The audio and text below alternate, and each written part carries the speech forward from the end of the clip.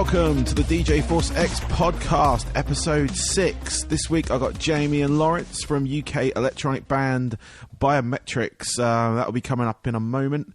We missed last week, unfortunately, mainly due to my laptop dying, and I've been having to restore stuff from the old hard drive, so all my music files and everything coming across, and it just delayed me so much that I put it off last week and decided just to go for this week. And today is Thanksgiving. I'm recording this right now on Thursday here in the States. It's where we eat turkey and give thanks to everyone, I guess. Anyway, so coming up, we've got that interview, and no news this week, really, unless you want to talk geek news with the Star Wars trailer hitting tomorrow. I went to go see Mockingjay. That was pretty good. Birdman. Go see that movie. Anyone listening, go see Birdman. It is absolutely fucking fantastic. Anyway, on with this week's interview.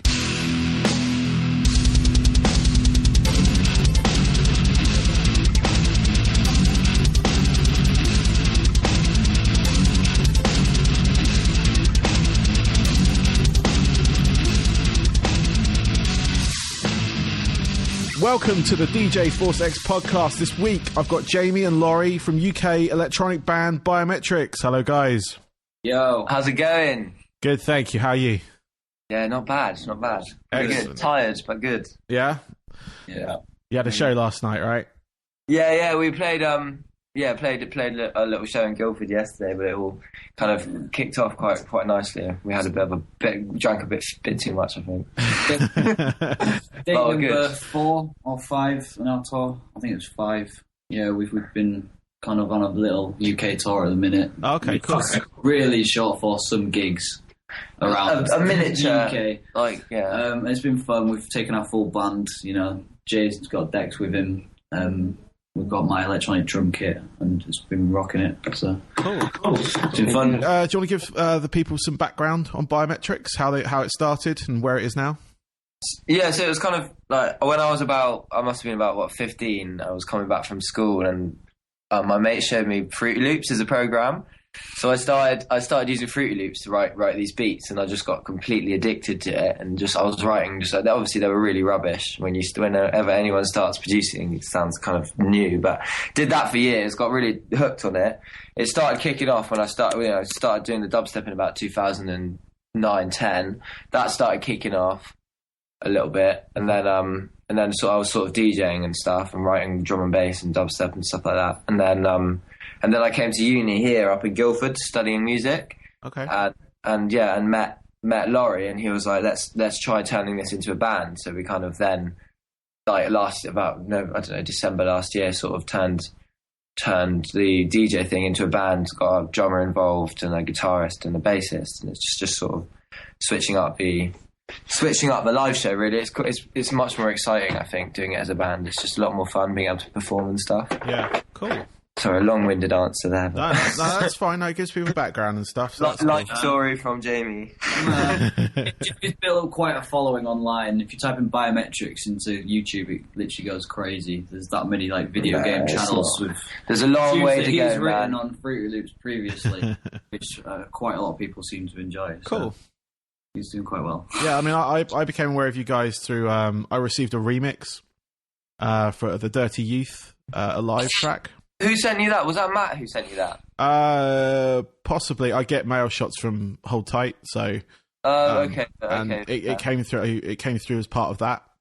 Yeah. Which is their PR company. So, because they released the track normally, but they gave me the option of the remix as well. Oh, and you like the remix? Well, yeah, I did. I mean, you've heard my show, so it's kind of. You play it a lot, man. Thank you. No worries. But no, I was always after remixes for the show, because that was how I built the premise of the show. Sort of like different take on a set. Exactly. It was putting like that genre of music into a sort of like nightclub DJ situation where everything's mixed and like mashed up together and all that kind of stuff.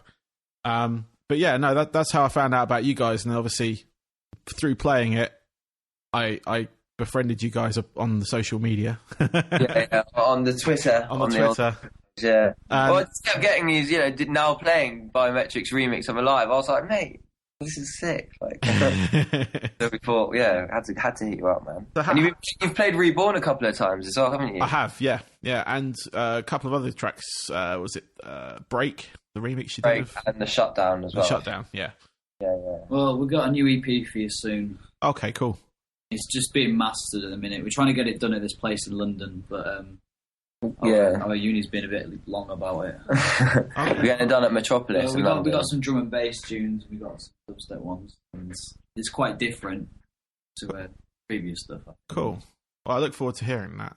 So. Yeah, it's nice. I'm happy with how it's sort of sounding, but we'll see. Cool. Yeah, it should be. So, what influences you as a band or individuals? As a band, we draw influences from a number of things. Actually, obviously we've got the whole drum and bass dubstep thing, but then also Laurie is a really quite an experienced metal player as well. So we used to do we kind of fused quite a lot of metal into our stuff, just in terms of the polyrhythms and the breakdowns and stuff. Mm-hmm. And then we've kind of I guess kind of rock, metal, and all the dance music stuff is kind of mainly our inspiration. Bands like Linkin Park and Pendulum and The Prodigy, we love them. Cool. So yeah, I'd say that's probably it in short. Enter Shikari as well. We like what they're doing. Cool.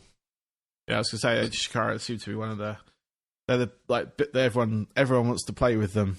Whenever I've spoken to any of the electronic crossover bands, I say Enter Shikari. Yeah. It's just because they do it so well. Don't they? Oh, they do. Yeah. We played with Black Futures the other day. Yeah? How was that? That was great. Really good. Yeah, man, and Seething Akira as well. I mean, it was a while back. No. Cool. It was a good lineup. They all kind of worked. They're sort of crossover bands, I suppose. Was that the Boiler Room show? Yeah, that's the one. Yeah. No, I saw that lineup. I was like, damn it, I really... Because obviously being from that area of the world, I would have gone to that show.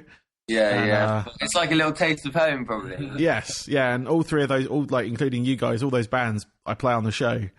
So, Black Fugees, when they were I got a bunch of their stuff when they were Subsource. Yeah, Subsource. Yeah, they've got quite they built up quite a name for themselves. And they had a bunch of remixes as well, which kind of helped the start of the show, my show. And obviously, Seething Akira, I just sort of how did I come across them? I think Collisions put me in touch with them. Oh, okay, and then, I messaged them. Yeah, and I seem to be finding a lot of these bands now, which is really cool because before it was actually quite difficult to find. They're sort of starting to pop up a little bit more, aren't they now? Yeah. I mean, I've spoken to a few of them, and I get sent stuff. And it seems to be a thing now of those two sounds, the sort of metal and the electronic sound, coming together again. Because in the past there was only a few bands that really did it, and they were sort of classed as industrial. Yeah, I know what you mean. Nothing with major sort of say big room style stuff. Yeah, no, I know it's getting very because obviously EDM's taken over so much. It's become. I think it's kind of it's become much more acceptable sound to the general audience now. Because a lot of people who are into rock and metal before, you quite often turn to sort of an eye to dance music. That's kind of a stereotype that a lot of metalheads seem to follow and stuff. And I think now it's sort of just blending together really. Yeah. No, I agree. Because I was DJing in the UK, and I was a rock club DJ predominantly. Oh, okay. And I'd always throw in the dance tracks. Yeah. In between, just to break the night up. and a lot of people really dug it. Sorry, go on. No, I was going to say, I don't know if you go to any of the rock clubs in your area, but there's a fusion of dance music that everyone would dance to. So it was The Prodigy. Yeah. I think Underworld at one point, especially around when they released that Born Slippy track. Chemical Brothers. And then more recently, things like Pendulum and Chasing Status. Yeah, no, Pendulum are great. It's kind of you were starting to see Chasing Status and Pendulum on the lineups for Download as well, which kind of says it all, really, doesn't it? Yeah. It's just nice to see people doing it live as well, because I think it's a new experience. Yeah. It's not new, but it's a bit more it's a bit more kind of recent than the general band lineups. I think it'll be fresh, hopefully. Yeah, I mean, now with the sort of range of sounds that you can achieve, create with those two genres, the live stuff becomes a bigger thing. Whereas in the past, I've always found that some bands that have that element, it's always been it felt like it's tagged on, like it's not part of the sound. It's like a breakbeat halfway through a song, and then now you incorporate like the sub bass. Yeah, I know people kind of just it was just like let's throw in that random drum sample. Yeah, cool. It's like okay. And it didn't always work with the sort of the analog sound of the instruments. Yeah. But now with the technology the way it is, you've got that kind of like, you can build that aura of sound. I think production is just much more accessible to people nowadays as well. There is that. Yeah. Ableton 9 has made, I don't know, I feel like that's just kind of everyone's jumped on the Ableton thing now. Yeah. The push has come out, you've got like so many sample packs, presets are available everywhere. Like people can just pay like £1 or get pirate it and get like a really wicked sound design and use it for their band like straight away. Yeah, which is pretty cool. It's nice to be able to nice to be able to hear it in a lot more genres of music and stuff. Yeah, I mean back when I started like production and stuff, I had pirated gear, but it was like Cubase. Cubase, yeah, wicked. And like early Logic, and what else was there? There was like editing tools like SoundForge and stuff, which I still use today. But I actually pay for my software now. It's good, yeah. It's still, You should definitely buy your software. Yeah. So, Jamie. Yeah, it's really important to buy software. All of it. Yeah, but you should never download music or song. No. For anything, that includes home karaoke, home karaoke, whale noises, rainforests. So, sorry. No, it's all right. So, what gear do you use? We've got one iPod. We got loads. Just an iPod. Well, and miming. Ideally, we could just get away with an iPod or just a streaming from like SoundCloud or something like that.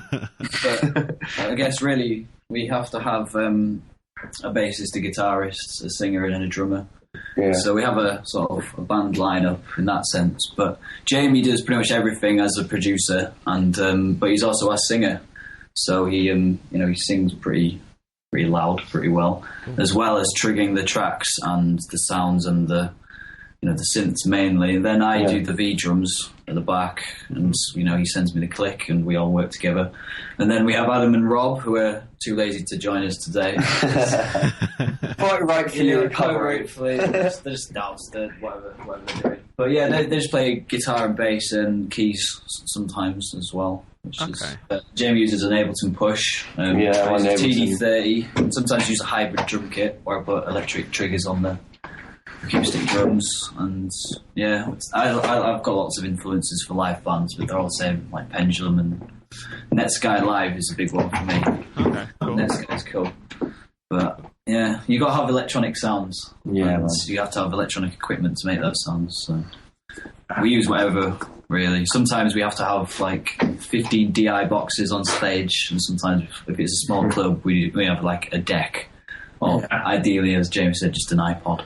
Yeah, basically that's our story, but really it is just an iPod. Jamie was a DJ, most we're a band, or we can just do everything. Sorry, mate. There's a backing track. We're just making the same joke over and over. No, that's fine. It's funny. It's fine. You could throw in your band photo and throw backing track, and no one would be surprised.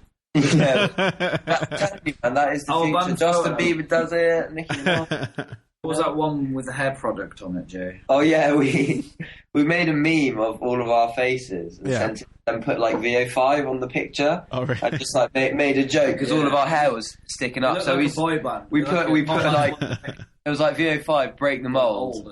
Yeah, we sent it to them and they were like, oh no. They replied. VO5 replied with like, oh, don't cry about no more crying about your bad hair quifts. We'll send you some free products. We're like, yes. But for the record, if any of them are listening, we haven't received anything. But we didn't know. We haven't sent. FYI. That's quite funny. So that's what we've been up to, basically. I think he was asking about our gear setup. So right now we've got 2 MacBooks and a MIDI keyboard that's not plugged in. You're currently coming through some Yamaha monitors, so we can hear you excellent flat. Yes, excellent. So my voice sounds all right. Yeah, we recorded the whole EP pretty much at home. Oh, that's cool. With lots of blood, sweat and tears. Yeah. Mainly from me. Yeah, no, I know what it's like to record something yourself, so it's it can be a lot of late nights and a lot of ordered pizza. Yeah, absolutely, and Monster Energy as well. Monster Energy, yeah. Monster Energy and pizza, literally.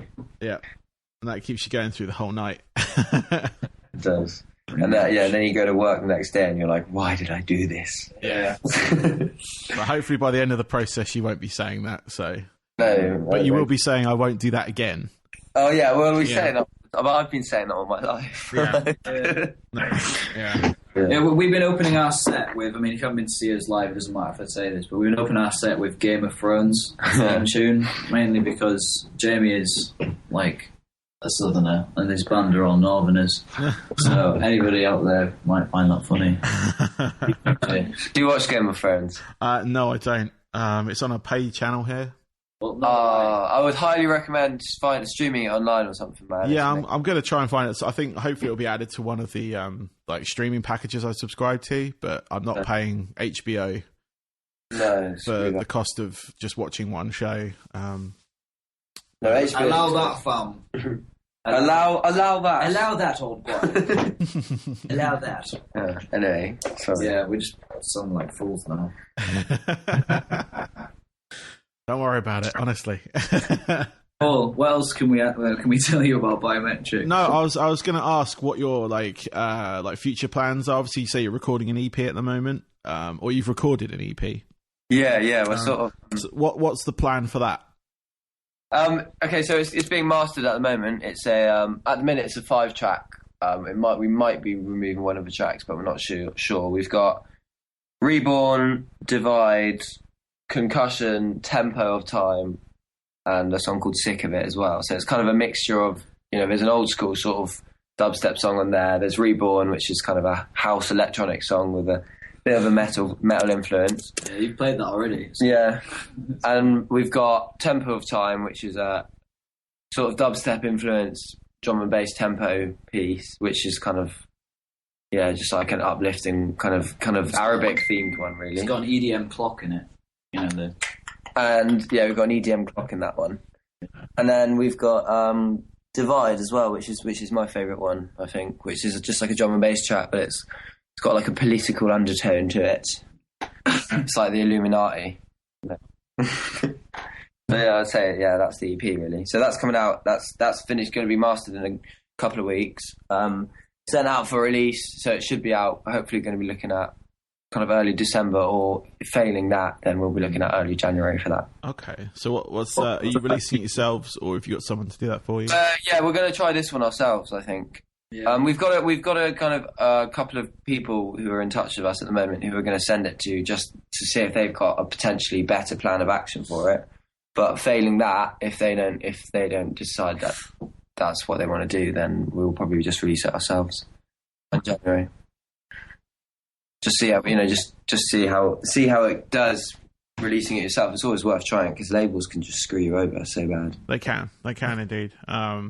Releasing stuff yourself, especially if you're testing the water, it gives you an idea of what tracks people are gravitating to as well. Without the worry of like overcommitting yourself, having to make record sales and stuff. Yeah. I mean, record sales these days it's a very different industry. In as much as, like, say 10 years ago, when record sales I think mattered. Whereas they don't really anymore. Whereas now, I don't think it's not something people should look for, because they've gone down so much. It's insignificant to the success of the artist. Yeah, people just never buy them anymore, because you got so much piracy. Is so easy now. It's accessible to everyone, and obviously you got Spotify now, which is like all the streaming. Like, no one needs to buy it anymore, really. No, they don't, and that's the thing. And I was like, I've been sort of like, it's all about the hits, bro. Yeah, you've got to go on reality TV. That's what you got to do. I'll sell myself to sell ourselves to like a baked beans advert or something or some sort. Biometrix baked beans. Yeah. Yeah. You do a jingle for I don't know, something terrible, shampoo, something. L'Oreal jingle. L'Oreal. You're worth it. I am worth it. You're worth it too. Mm. Yeah, man. But we'll be putting it out through obviously Beatport, iTunes, Amazon, Spotify, so all the major digital distributors. Cool. Obviously, from that, it will then get uploaded to a file sharing site, and everyone will be able to download it. But they're both good things. I think either way. Like, I mean, U2, what did they? U2 force fed their album to everyone. They did. I love how Apple even introduced an app to remove it. Like, we want to make an app. That's what I'd like to make. So that's sort of the plan. The EP is going to be called Reborn. Cool. I'm obviously taking into account the fact that the band is completely new stuff as well. Cool. Going to get that out, and then hopefully we're going to be going on a European tour next year. Okay. That's what our plan is. And then after the European tour, then we're going to aim for America. But that will probably push it to late 2015. Have a live session on my show. That'd be quite cool. Yeah, an unplugged acoustic. Yeah, just go completely the other direction. We'll use brushes. We'll play some bebop jumps. Play some dubstep on the Jews harp. Yeah. Yeah, man. So that's kind of the EP at the moment. We're really excited to be able to show it to everyone. When you say when you just said just then with the European tour, do you include the UK in that, or is it just literally you want to go off into France, Italy? It's not going to be the UK. No, we just want to try Europe. I want to go to Amsterdam. What's the what? Don't you just out of interest? Why not the UK? You not?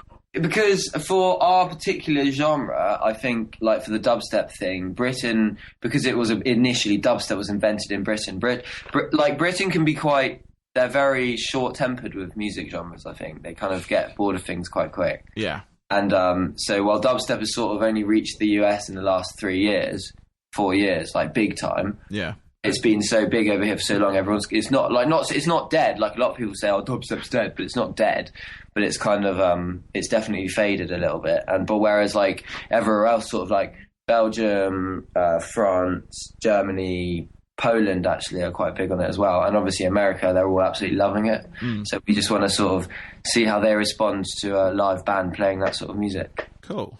So have you got a booking agent already, or is it something you can do yourselves? I mean, occasionally we use a few people to get us a couple of shows. Like we've got a couple of people who kind of work for us, but not really. Like we normally just do it ourselves because it's a learning. Like we quite enjoy the whole thing. Like the whole, the slight bits of stress and then the satisfaction of knowing you've done it yourself. Like it's fun. Yeah. And also it's useful to be able to do it yourself. And then hopefully after that we're waiting for management. And once we get management, then we'll hand that all over. I think. Yeah. No, that's the kind of route I took as well. It was like I ended up being the manager of the band. Oh, okay. I ended up booking shows, taking care of the press, and performing in the band. Yeah. And at some points, it got really stressful. It did get really stressful. It's very, very stressful. But it's also it's kind of the only person who understands the band the way it's meant to be is the people in the band. Does that make sense? Yeah. So it's kind of weird, but everything is just. It's what's difficult is getting everyone to do their part and chip their bit in. I think. Yes. But in any band, that's always a bit of a challenge. Yeah. But it's fun as well. But I think what with this last tour we've done, these last little 5 dates we've done over the week, we've kind of part done ourselves and part done with a couple of friends really. But it's kind of opened up to us how possible it is to sort of do your own tour if you really want to. Yeah. So we're just going to give it a go. Like just hostels, itinerary, get the itinerary as cheap as possible and go for it. Really. Cool. Do you have your own van or anything, or? That is an investment that is coming into place hopefully in January. I'm driving everyone around, slowly but surely. We currently have a Vauxhall 5-seater estate. It's pretty bad. You can get V-drums, bass amps, PA systems, and Ableton. Yeah. It's got Ableton on the dashboard.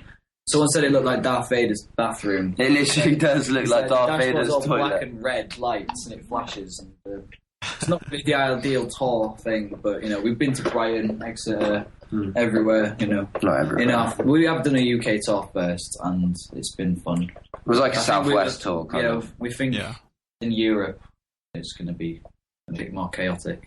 It will be, because you're driving on the other side of the road for one. Yeah, with that, I mean, the same 20 American listeners as well. Sorry, guys, but I mean, it's just going to be difficult, but it's definitely a goal of ours for next year, isn't it? Like, management as well, we're going to be looking for. Yeah, well, it's always good to have a plan. To any new bands I speak to, I always say plan it out. Just don't. I know it sounds boring, and it sounds like it just sounds like being sensible, but trust me, you plan out your year. Yeah, I know. And the majority of it will happen. So it's true, because you're always working towards it. Exactly. And you take off that time if you're working. There are those gaps you can, like, if you've got a window, you can put a tour in. You see that week, and you're like, okay, you contact 20 venues, 5 of them come back. You've got yourself a tour. Yeah, basically. So it's the same. It's going to be the same with Europe. I mean, I toured over there for a little bit, and it's a different audience. Is it nice or not so much? It was good. It was good. You just EasyJet over there, or if you're going to drive, jump on the ferry or the tube with your van and just go for it. But I mean, I've got a DJ set in Paris in a couple of weeks. Oh, that'd be cool. Whereabouts in Paris? A club called Glazar. It's like it's just like 10 minutes from, Gare du Nord, I think. Looking forward to that. I've done Belgium as well. They're a lot more, I find, for the dubstep and drum and bass stuff, they're very energetic. Yeah. But kind of, they like their metal in Belgium. But the way I see them, they're kind of like, they kind of just love going for it in the drop, and then they sort of just love the high energy bits of what they live for, I think, was what I find with the Belgian crowds. But don't know. It's gonna be fun. I'm looking forward to it. Cool. So are you gonna incorporate like DJ sets into those dates as well, do you think? Or potentially, the way we do it is, like, if we've got a tour, if there's a place we definitely want to play, but the only venue we can get is a club, it does mean that we can do a Biometrix live or a Biometrix DJ set, so it's just kind of, it's kind of a lot more accessible in terms of an actual venue and stuff. Yeah. So potentially, but we're going to try and make it as much of it live as possible. Cool. That sounds good. Well, I'll look for it. If you make it over here, obviously let me know. Hit Tampa. I will do. There are plenty of venues and clubs around here. So and if you ever down Guildford way, Guildford, G-Town. There is a thriving dubstep scene in Guildford. It's brilliant. Oh, really? It's enormous. Yeah, you can't go anywhere without big. Everyone travels from near and far to go to casino. Yeah, big one will smack face. I'm surprised it's still called Casino. That place has changed names so many times. Oh god, it's horrendous. Yeah, no, I DJ'd. What did I DJ? What was it called? It's up by TGI's. What's that club? Oh, Dusk. Yeah. Oh god, the radio Dusk. Station. Yeah. Is it Eagle? Yeah, the Eagle station's above it. Yeah. Just above it. Yeah. Yeah. And it's changed now. Now we've got another club called Cameo there. Now it's an over 21s deep house bar. Okay. You have to have a top knot to get in. Yeah. You only get in if you've got a top knot. Yeah. No, I DJ'd there, and what was Bojangles?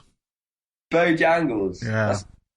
That's the place they're tearing down now, from what I've seen. Oh yeah, I've heard about. Yeah, that was no, I heard that was amazing. Bojangles. It was a grimy club, but most clubs back then were grimy. I mean, it served food, for fuck's sake.